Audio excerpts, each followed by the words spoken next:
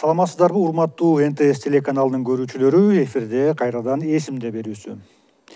Биздин бүгүнкү тема бул Кыргызстандын аймагынын 19-кылымда Россиянын курамына кошулушу тууралуу болмокчу.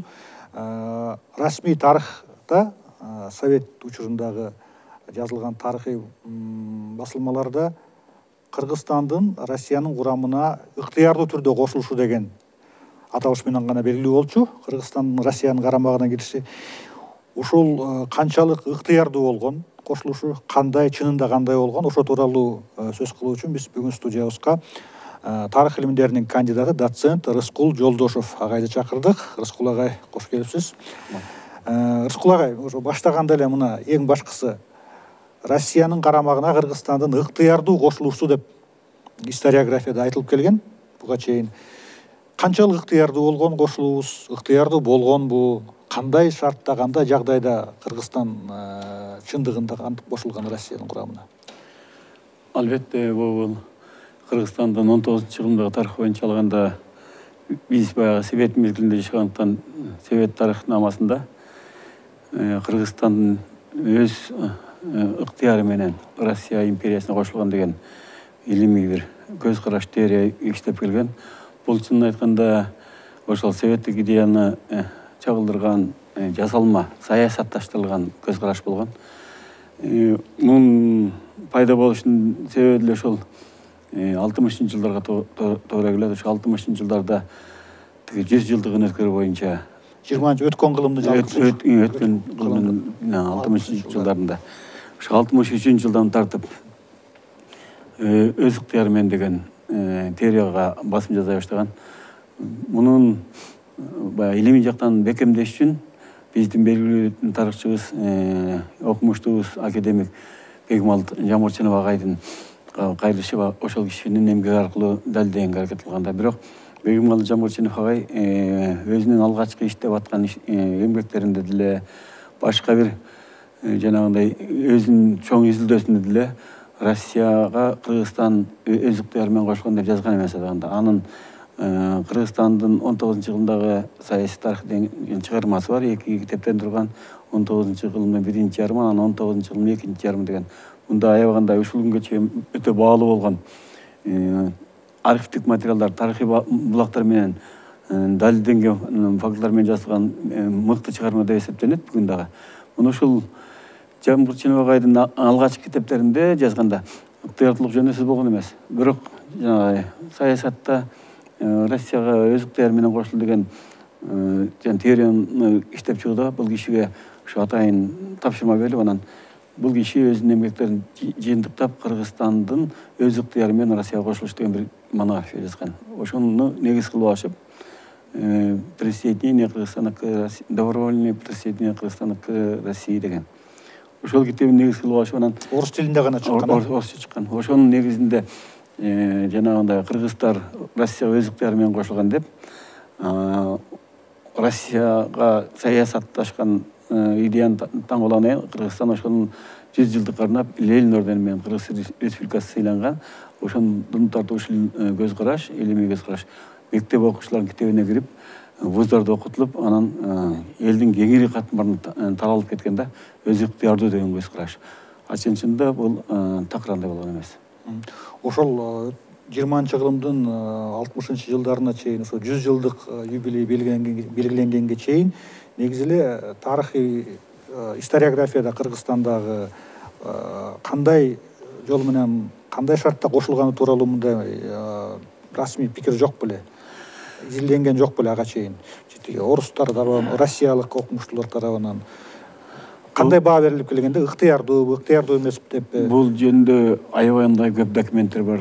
Бул орус документтери өтө жакшы чагылдырылган, эң мыкты документтештирген окуялар деп атасак болот. Себеби дегенде Россия 19-кылымда эң чоң жеңилиш болуп, бул Крым согушуна жеңилип калды. 53-56-жылдагы согушта. 1853-тен тартып 56-жылга чейинки Крым согушунда Россия Европалык өлкөлөрдөн Осман империясын жеңилип калды дагы.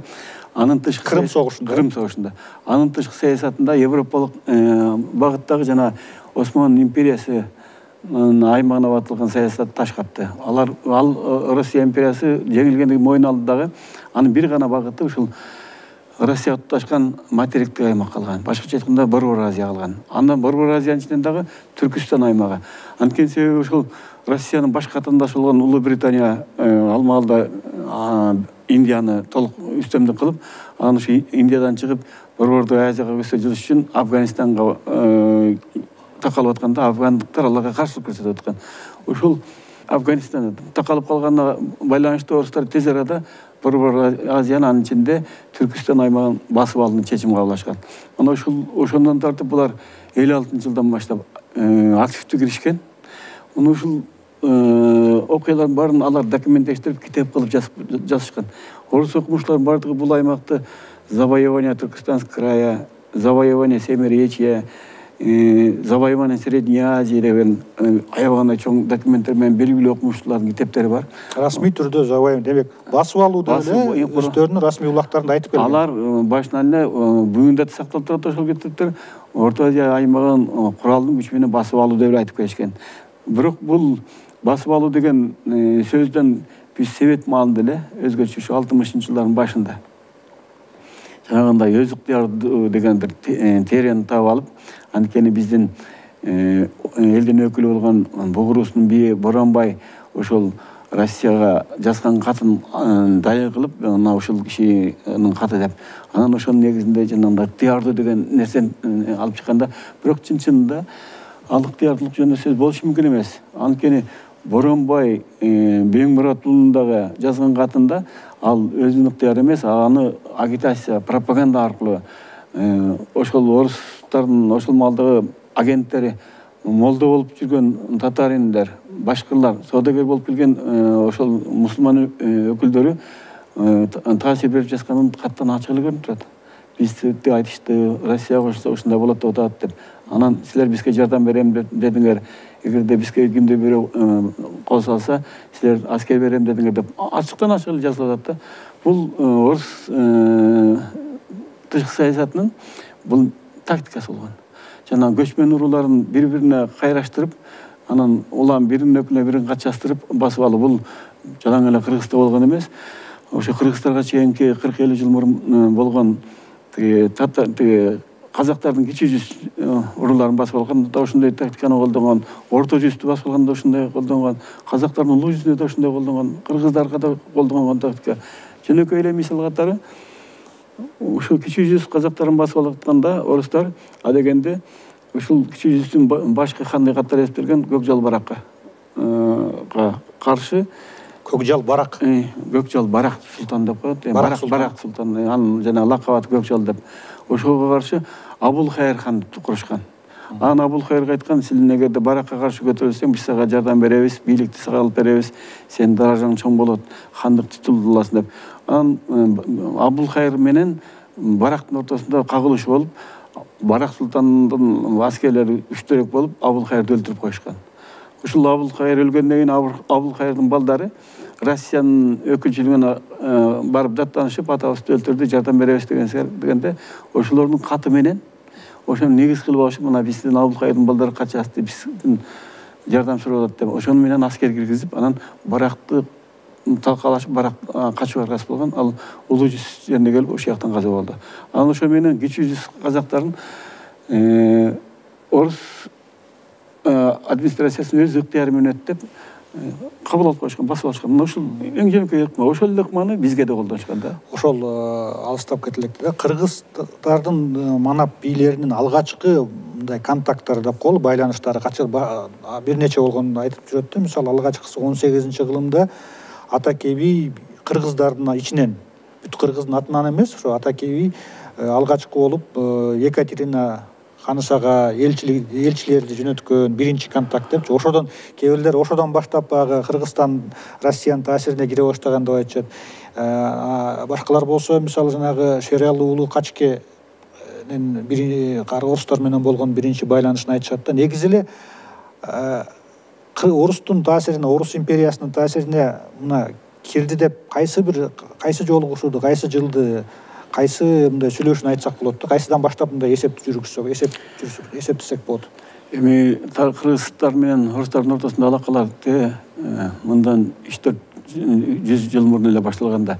Мисалы үчүн тетиги 18-жылдын ортосунда эле тиги кыргыздар жуңгар калмактар менен согушуп аткан маалда эле орустардын өкүлү Унковскийдин бияка экспедиция менен келип кеткендиги жөнүндө маалымат бар. Кыргыздар жөнүндө кабар алып.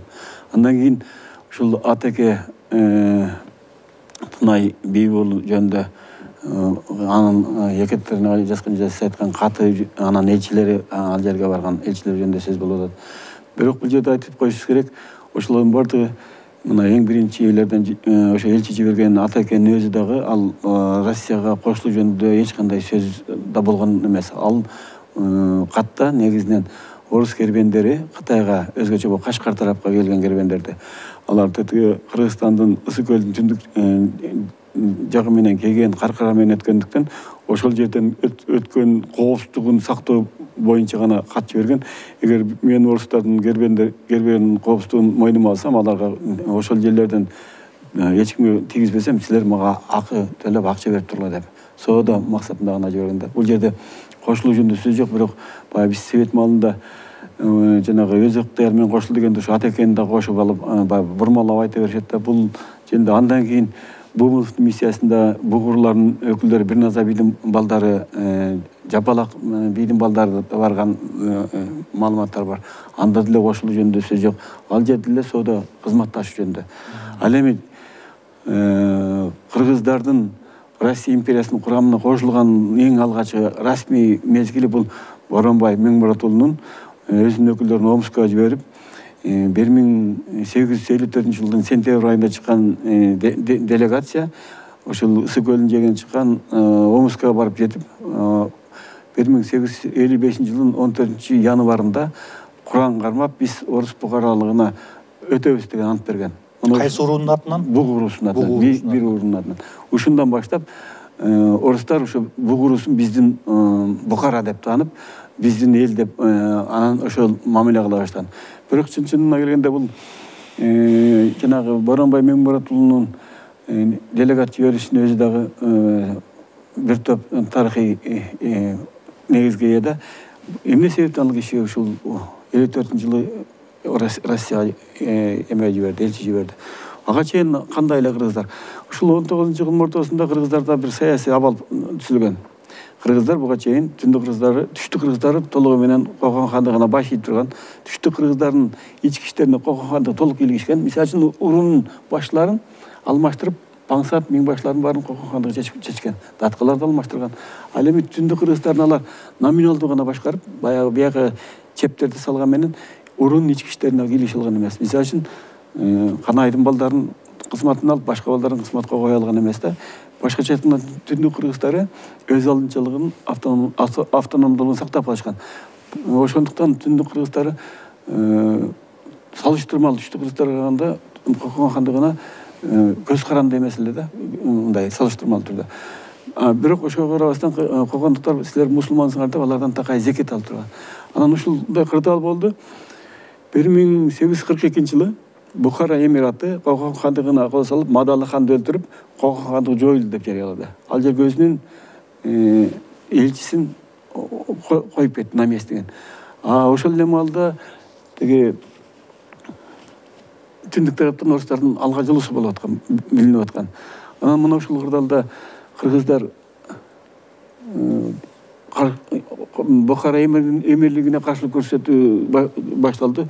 Муну ошол Кокон хандыгында жашаган кыргыздар, тажиктер, өзбектердин арасынан тиги отурукташкан элдерге караганда мобилдүү кыймыл жасаган кыргыздар болгондагы алар жаңы хан издешип, жаңы хан токун издешип, акыры таластан Шералы ханды табышып, таласты кыргыздар менен биригип алар Аксыга түшүп, Аксыдан Жалал абадты кыргыздар болуп Ферганага өтүшүп, Ферганадагы кыргыздар Алайдан жана башка жактан келип, анан Бухара эмирлигинин өкүлүн кууп чыгышып, Кокон хандыгынын калыбына келтиришкен. Шералыны так отурушкан. Ошондон баштап Кокон хандыгында кыргыздардын таасири өскөн. Бул ушул түштүк кыргыздарында.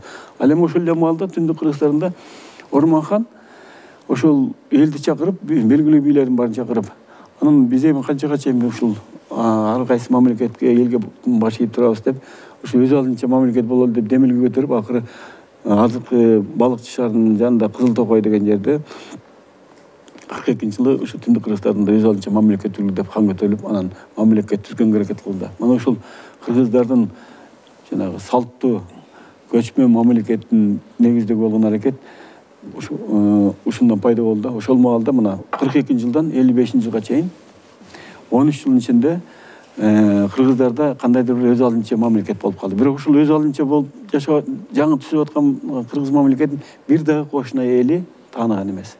Себеби дегенде ар бир элге мындай пайдасы болгондо, мисалы үчүн кокондуктар кыргыздардын жерин Түндүк Кыргызстанда биздин аймакта жашап ормондун хандыгын тааныгысы келген эмес. Ормонго болгон өзүнө татыш үчүн парваначы бир аймактын губерниянын башчысы катары наамды парваначы деген наам алган деп кишилер баштаган.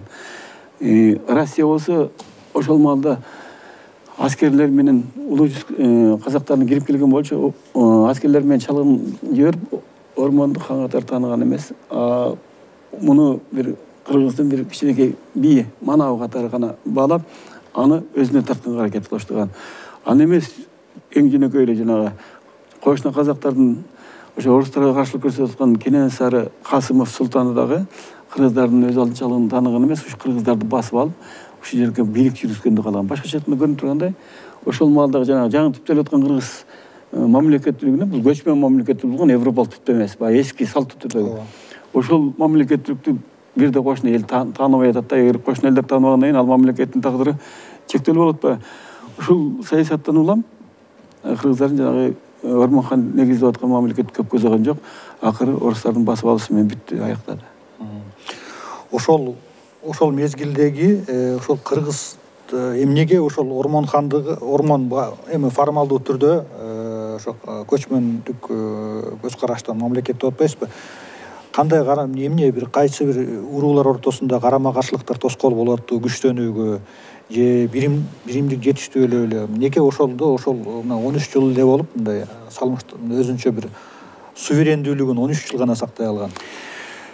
Мунун негизи баягы жаңы түптөлүп аткан мамлекет болгон, баягы салттуулук жаңыдан келип атканда, мыйзамдар жаңы иштеп аткан, анан үстүнө мисалы үчүн борборлошкон бийлик болуш үчүн ошол борборлошкон бийликтин ээсинин күчтүү куралы болуш керек, аскери болуш керек, жазалоочу жанагындай аппараты болуш керек.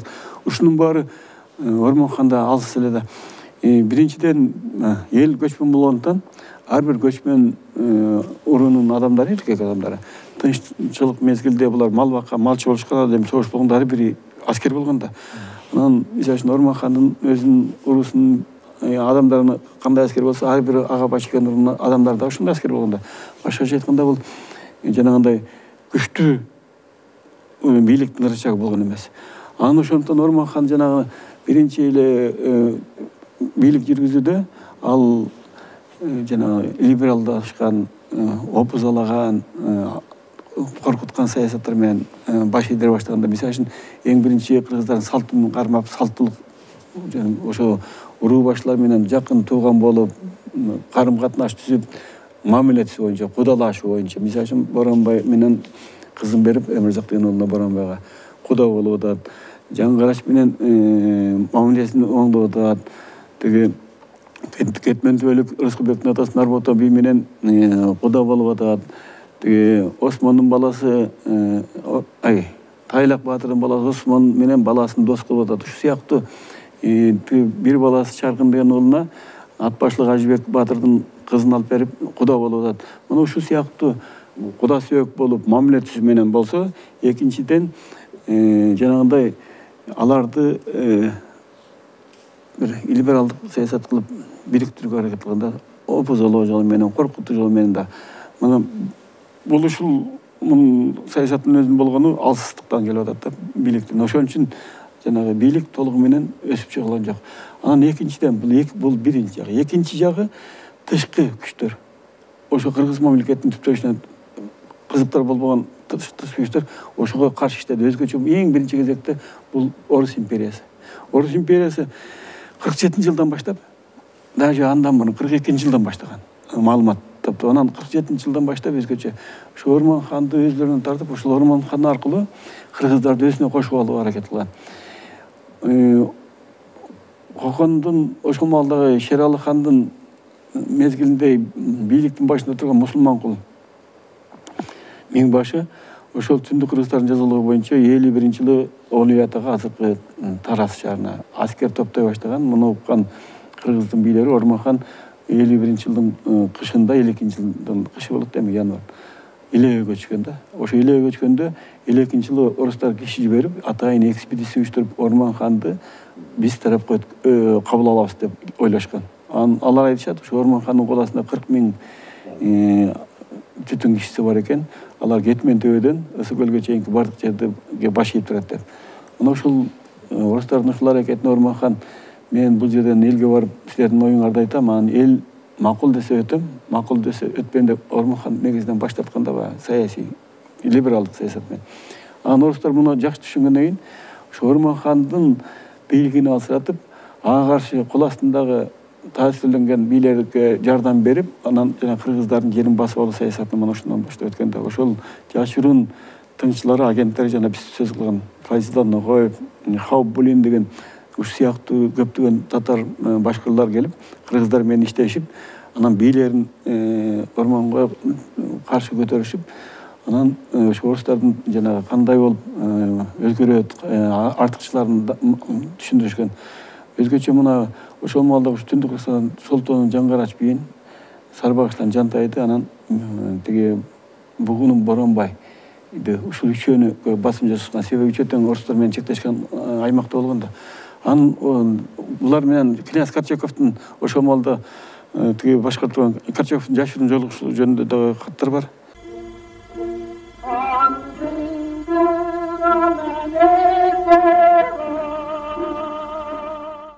Орманханга каршы, мисалы Орманга айтылбай. Ал князь Горчаков Орус империясында кандай кызматта болгон? Ошол жанагы тышкы иштер, Сибирь генерал губернаторсунда башкы кызматта ээлеген адамдардын бири болгон. Ошого жолугушуу уюштурулуп, анан ошол аркылуу Орманга каршы иш боло баштаганда, а бирок ошол үчөөнүн ичинен токтолгону Буг урушуна токтолуп атат. Себеби дегенде алардын документтеринде айтып атат, биздин эң биринчиден маанилүү жер, баягы саясий стратегиялык маанилүү жер, биздин кербендер Кашкарга өткөн жер соода жолунда турат экен, ошо Каркара аркылуу, Кеген аркылуу өткөн. Ошол анан экинчиден эң четте, ушу четинен баштап эме кылалы деп, ошо Боронбойго басым жазып атат да, анан Боронбайды акыры көндүрүп, жанагындай качастырып, анан өзлөрүнүн аскерин алып келип атпайбы. Мына ушунун өзү жана сиз айтып аткан кыргыз мамлекеттүүлүгүнүн көпкө кармай элбей, жашай элбей кулашынын өзү ушул да. Эгерде башка бир кырдаал болсо, балким түптөлүп кетмек мамлекет. Ошол маалда бул кыргыздар бардык тараптан жанагындай тышкы каршылаштарынын кызыкчылык аренасына айланып турган жер болуп жатат. Ошондон кыргыз мамлекети өз алдынча болбой калды. Дал ошол 1850-1860 жылдары ушул Кыргызстандын аймагында эм мурда айтылгандай орус саякатчылары, изилдөөчүлөрү, географтары деп жүрөт. Мына Семенов, кийин Семенов Тяньшанский деп атына кошулуп калды. Приживальский, Чокан Валихановдор келип изилдөөчүлүк максат менен деп, бирок чынында эми ал жашыруун болбой калды. Кийин алар алгачкы чалгынчылары, алдыңкы отряддары чалгынчылар болгон дейт. Ошолордун, ошол Валиханов, Приживальский, Семеновдун таасири, эмгеги канчалык болгон ошо Кыргызстанды орус тарапка баш ийдирүүдө? Туура баамдап атасыз, туура айтып атасыз. Орустар жанагы жалаң эле кыргыздарды эмес, толугу менен өзүнүн колониялык элдерин басып алууда өзлөрүнүн аскерден жалаң эле аскер адамдар менен толуктаган эмес, ушул аскер бөлүктөрүнүн сөз илим изилдөөчүлөр болгон. Мисалы үчүн геодистер болгон, географтар болгон, сиз айткандай, ботаниктер болгон, андан башка этнографтар болгон. Мунун баары ушул басып ала турган жерлер кандай географиялык жактан кандай пайда берет, кандай жерлерге чеп салып шаар курса болот. Андан башка ушул жаратылыштын эмне байлыктары бар. Анан жана этнографтардын башкы максаты ошо элдин ички кулк мүнөзү кандай, коомдук аң сезими кандай, аларды канткенде басып алып, жеңил басып алып, кантип терең бийлигин бекем орнотот деген максатты көздөшкөн. Ошол биз айтып аткан азыркы окумуштуулардын баардыгы тең орустардын аскер кызматкерлери болгон. Эң биринчи кыргыз жерине келген орус аскер кызматкерлери илим боюнча иштеген аскерлердин ичинен бул 847-жылы Кыргыз жергесине келген Воронин, Никифоров деген эки Воронин, Аненков. Воронин, анан Никифоров деген экөө Никифоров. ушул алгачкылардан болуп келип, экөө тең топограф ерис болгон. Жерлерди чалып, анан кыргыздардын жанагы өзлөрүнүн саясий түзүшүн алып кеткен. Алардын эмгеги 1851-жылы жанагы императорлуктук коомчулук географиялык коом деген журнал чыкканда, андан кийин бияка көптөгөн жана тилмеш окумуштуулар келген, Бардышев сыяктуу. Анан ошолордун арасында эң алгачкылардан болуп мына орус аскерине кызмат кылган казак окумуштусу Валиханов, ал орус кызматкери болгон, аскер кызматкери болгон. Ошол генералдык штабта кызмат кылып ал киши келип ушул кыргыздардын жанагы тарыхын, этнографиясын, алар биздин жашоо тиричилигибизге бүт баарын толук жазып орустарга тапшырганда, кандай болгондо, кандай бийликтөрдөн турабыз, уруулук түзүштү баарын берип, бийлердин ролун көрсөтүп, кандай бийлер бар, алардын таасири кандай, баарын толугу менен берген. Андан кийин мына Валихановдон көптөгөн окумуштуулар, Семенов деген Шанский келди, Наливкин келди, Түштүк Кыргызстан, Түндүк Кыргызстанга деги эле эме болгон жок да.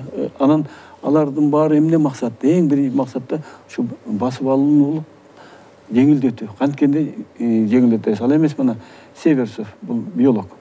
Ушул кыргыз флорасынын, фаунасында эмне бар? Кыргыздарды басып алгандан кийин кандай Россияга пайда берет деп, ошону изилдеген адамдар да. Мунун баары ошол аскердик басып алууну максат кылган иш-чараларды көздөп келген адамдар.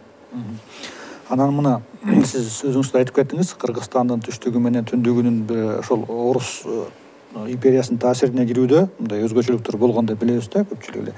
Анан ошондо мындай коомчулук арасында өзгөчө кээ бир көркөм адабий булактардан таасирленип, коомчулукта бир мындай пикир бар да, балким чынында эле бул жаңылыш пикир. Ошол Кыргызстандын түндүгүндөгү манаптар, аристократия орустун таасирине оңой эле кирип кеткен. Анан кийин ошол орус империясына жардам берип, ушу Кыргызстандын түштүк тарабын басып алууга орустарга жардам берген деп, мындай кандайдыр бир деңгээлде мындай каршылаштыруу, кайра бир элементтер бар да, чынында кандай болгон. Мисалы эми барып ошол Шабдан Баатыр көндүрүп берген, Шабдан Баатыр алдыңкы отряддарын баштап берип, жол көрсөтүп берген орус империясынын аскерлерине деп жүрөт да. Бул дагы баягы биздин бир чоң мындай көйгөйүбүз бир бар, баягы бөлүнүп жарылмай. Ошого дагы бир оттамызып аткандай сезилет да. Чынында кандай болду эле? Чынында биздин элде эми баягы эл болгондон түрдүү адамдар бар да, баягы аймакка бөлүнүп регионалисттик көз караштагы адамдар аябай көбүрөөк түсет да, жердешип, бизде каныбызда көбүрөөк да. Анан бул жерде жана сиз топтор айттыңыз, ушул күнгө чейин айрым жөнөкөй калк эмес, бир изилдөөлөрдө ушундай көз караштар жолугуп Тургай Илимпос деген адамдарда да ушундай пикирлер бар экен. Ошондой көз караштар интеллигенциянын ичинде да бар, саясатчыларда бар да, бул көз карашты. Эми бул жакын арада жок болбосо керек, балким 1-2 муна жоголобу.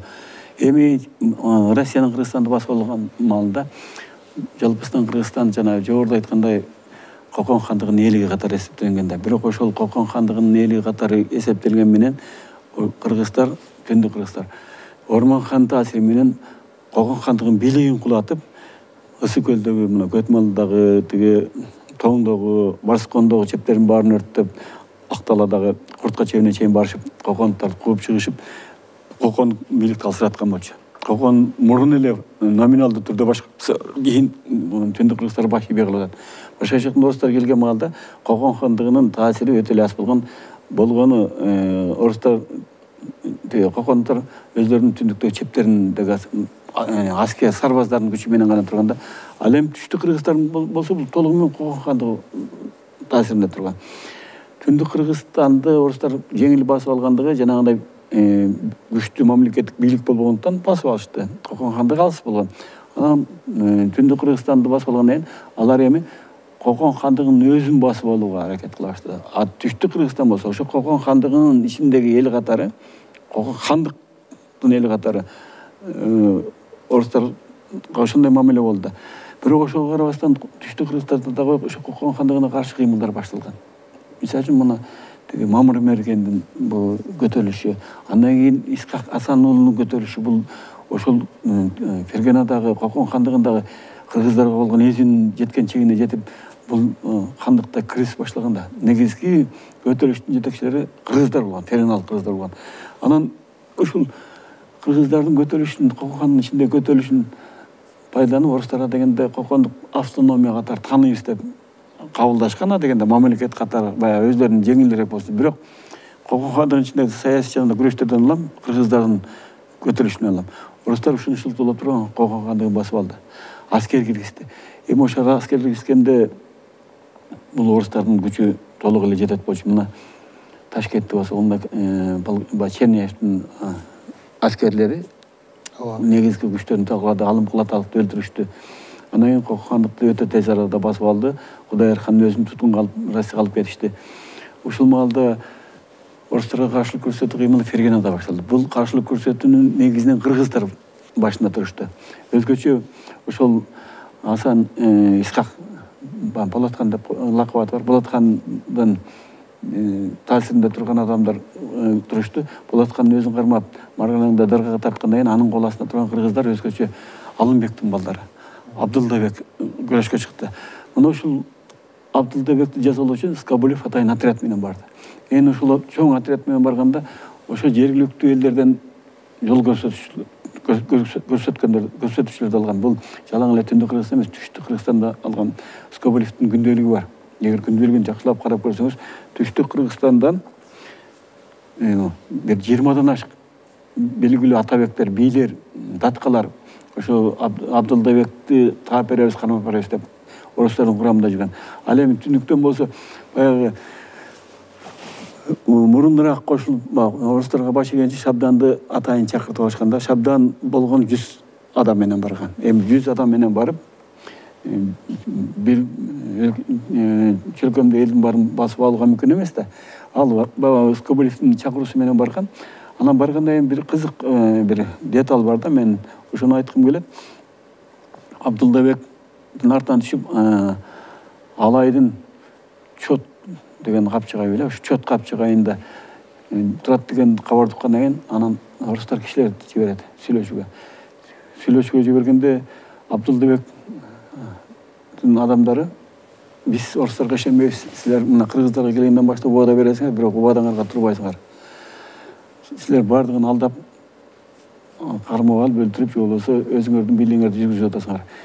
Биз бир гана ишенебиз, эгерде бизге гарант болуп берсеңер, Шабдан бар экен араңарда. Шабдандыкты бизге ушул жерге калтырсаңар, биз Шабданга ишенебиз. Эгерде Шабданды бул жерге калтырбасаңар, биз ишенбейбиз деген жооп бар да, ушул Скобулевдин эмесинде. Андан кийин ага карабастан Скобулев чабуул коюп, анан Абдылдабек бүт мал мүлкүн, 2000 жылкысын малын таштап качып кеткенден кийин анан орустар кууп жөнөдү. Анан Скобулев ушул олжонун баарын колго түшүргөндөн кийин, ал малды эмне кылам деп турган, өзүнүн аскерине жардам берип жүргөн кыргыздарга таратып бере баштайт. Кыргыздарды өзүнө тартыш үчүн таратып бере баштаганда, ошол эле ферганалык кыргыздардын бийлерин бар, малдын баарын бөлүп алышат да. Ошол жерде бир гана жалгыз Шабдан: мен бул жерге мал алуу үчүн эмес, элди жараштыруу үчүн келгенде баш тарт деп Скобулевдин Шабданга берген баасы бар да. Ушул жерден деле көрүнүп турат кандай мамиледе, жанагындай басып алып орустарды кош эмес, тескерисинче ушул элге жеңил болсун деп мындай аракет кылганын көрүнүп турат да. Эң эле чоң мисал, ошол Абдылдабек качканда анын үй бүлөсү кошко качып, апасы, энеси Курманжандатка Кашкар тарапка, Эркештам тарапка качкан жерден колго түшүп калып, алып келип туткун кылып алып келишкенде, Шабдан келип Скобулевке: бул биздин эң урматтуу адамдарыбыз, бирибиз. Муну туткундарга мамиле кылбагандай башкача мамиле кылыңыз, мага бериңиз деп өзүнчө божүй тиктирип кармайлы дегенде, Скобулев Шабдандан сурап атат: эгерде ал киши качып кетсе эмне кыласыз? Ошол Курманжанда тарта турган жазаны мен тартайын деп кепилдикке өтүп, Курманжандын датканына өзү алынча бөлүп үй тиктирип берди дейт. Анан Скобулев ушундан кийин анан Курманжанды чакырып, анан сүйлөшөт. Анан сүйлөшкөндө ал кишинин акылдуулугуна баа берип, ал мынтип айтат да, Курманжан Скобулев өзү жазып атат: сиз эмне ора болуп атасыз балдарды издеп деп. Чырпык, Чынар биякта турганда чырпыктар каяка барат? Чынар менен сүйлөшпөйсүзбү? Өзөк менен деп. Курманжан айткан экен. Анан ошондо тигил Скобулев айтат да, кыргыздын бир сабасыз аялынын ушундай акылдуу сөзүн уккандан таң калдым дейт. Анан мен түшүндүм дейт. Эгер энеси аркылуу неме кылсам элди тез эле балдары баш ээ турганын түшүндүм дагы анан курман жандатка өзгөчө мамиле кылып калды деп. Ушунун өзүнүн баары мен айтып аткан фактылар. Жана биздин бири-бирибизге кайраштырып, басып алган, чабып алган деген маалыматтарды жокко чыгарат. Эми жокко чыгарат. Болбосо мына Шабданын ошо болгону ал ошол Скобелевдин чакыруусу менен барганы. Барган ал жерде жалгыз Шабдан эмес, көптөгөн адамдар болгон. Болгону Шабданын аты болгон үчүн, таанымал болгон үчүн. Ошонун гана аты чыгып калды. А берки катардагы адамдардын аттары калбай калды. Бирок ал документтерде турат алар. Ооба, ошону баягы тарыхчылар билеттир да. Бирок ошол айрым бир учурларда ошол спекуляция болуп, жанагындай мындай жакшы эмес максаттарда ошол маалыматтарды манипуляциялоо болгондой сезилет да. А негизи Кыргызстандын мына ошол түндүк Кыргызстандын түндүгүндө орус баскынчылыгына бир аз да болсо мындай куралдуу каршылык күч менен каршылык көрсөтүү фактылары болгонбу тарыхта? Же чынында эле баягы жанагынтип жергиликтүү элитаны баш ийдирип эле эч кандай согушсуз эле ошо Орус империясын ээлеп калганбы? Же куралдуу бир каршылык болгонбу? Сөз болгондо эң биринчи кезекте ушу биз буга чейин совет маалында саясатка байланыштуу айтылбай келген, бүгүн да айтылбай, баягы толук ачылбай келатат да. Орустар басып келип атканда жана орустардын тукуруусу менен эки элди чабыштырды. Ормонду бугулардан өлгөндөн кийин ошо ормондун туугандары, балдары атасынын кулун алабыз деп бугу менен чабышты башташты. Ушул чабыш маалында бугулар тарапта орустар келип анан тиги кыргыздын жерин басып алууну баштады да. Мына ушул саясий өңүттөн алганда эң биринчи кезекте каршылык орустарга куралдуу каршылык көрсөткөн бул Үмөталы Ормонов болгон. Ошол Ормон хандын уулу өзүн Кыргыздын атасынын ордунда алган жогорку башкаруучу катары эсептеп, анан кыргыз урлары мага келгиле биз казабат кылабыз деп жазган каттары бар. Анан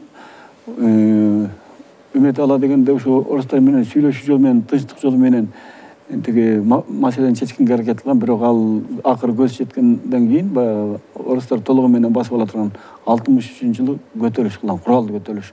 Өзүнө тиешелүү элдерден алып, Ысык көлдөн көчүп, Нарын тарапка барып, эки чатта орустардын аскерлери менен согушуп, 7 аскерин өлтүрүп, куралдуу көтөрүш менен. Анан Ак Талаадан Чоро саяктардын башчысы Осмон Тайлаков уулун өзүнө кошуп, өзүнүн иниси Чаргын менен биригип, ошол 5000ден ашык адам менен көтөрүшкө чыккан.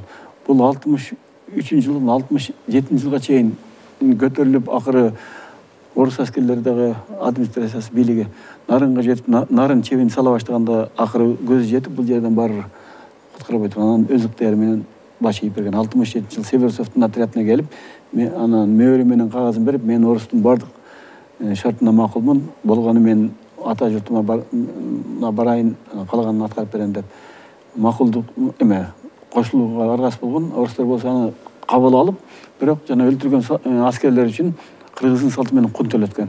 376 жылкы салган. Бул бир. Экинчиден, мына бул Солтонун манабу башкы манаптары болгон Жаңгарач. А дегенде орустар тарапка кошулуп койгондуктарга каршы болгон менен, Малайда болгон менен. Кийин Алымкул аталык бийлик келгенин, ал кыргыз бийлерине киши жибергенде Жаңгарач менен Солтон Маймылаш деген Бөлөкбайдан, Солтондун ичинде Бөлөкбайдан экөө Кокондар тарапка кошулууга аракет кылган. Бирок Жаңгарачты дагы, Маймылды дагы Сусамордон кармап ашып, Жаңгарачта жазалаганга жетпей калган. Анткени ал 64-жылы ошол жылы каза болду, жашы келип калды. Ал эми Маймылды болсо камакта өлтүрүшкөн орустар жазалап. Бул ошол каршылык көрсөттү деп ачыктан ачык. Андан кийин орустардын жана жүргүзгөн саясатына нааразы болгон айрым бир мурун орустарды колдоп келген Түндүк Кыргызстан белгилүү бийлери, ошонун ичинде Балбай Баатыр. Бул акыры орус бийлигин жанагындай бир баарына тегиз эмес мамиле кылып аткан нааразы болгон Балбай Ысык көлдү таштап Текеске көчүп кетүүгө аргасыз болгон, каршылык көрсөтүп. Бирок аны ошол акыры Текестен кармап барып, тиги Верный Арск Алмата чебинде ал жерден түрмөдөн өлтүрүштү. Ошондой эле каршылык көрсөткөн ушул сарбагычтардан Адыл Субан уулу болгон.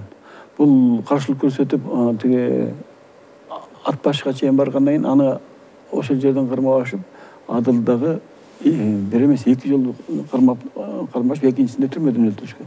Ушу сыяктуу куралдуу мындай каршылык көрсөтүүлөр көп эле болгон. Бир нече, бирок ушу мурун советтик саясат негизинде бул айтылбай келген. Аларды баягы тап душмандар катары баа берчү. Бүгүн деле бул маселелерди баягы терең изилденелек да. Жок, тарыхый булактарда, документтерде, архивтерде сиз айткан каршылык көрсөткөн, орус башкынчылыгына каршылык көрсөткөндөр тууралуу маалымат бар, баары расмий түрдө катталып. Ошолордун ичинен эң көрүнүктүүсү, эң узакка каршылык кылганы бул Үмөталы Ормонов. Ошол бар документтер. Рыскул агай, сизге чоң рахмат. Тилекке каршы биздин убактыбыз дагы чектелүү, өтүп калды. Сиз айтып берген маалымат буга чейин кеңири баягы окурмандарга, калың эл арасында белгисиз болсо, мына эми ушудан кийин кызыгуу пайда болот деп ойлойм. Сизге дагы ошол ден соолук, мындай чыгармачылык ийгиликтерди каалайм. Ушул маалыматты кеңири жайылтып, биздин мына студенттерге китеп жүзүндө, лекция жүзүндө таратып жатасыз деп ойлойм. Сизге ишиңизге ийгилик каалайм. Рахмат. Дагы бир жолу ушу студияда жолугуп каларбыз. Рахмат сизге дагы. Урматтуу НТС телеканалынын көрүүчүлөрү, эсимде берүүсүнүн кезектеги чыгарылышы аяктады. Кийинки эфирлерден көрүшкөнчө бар болуңуздар.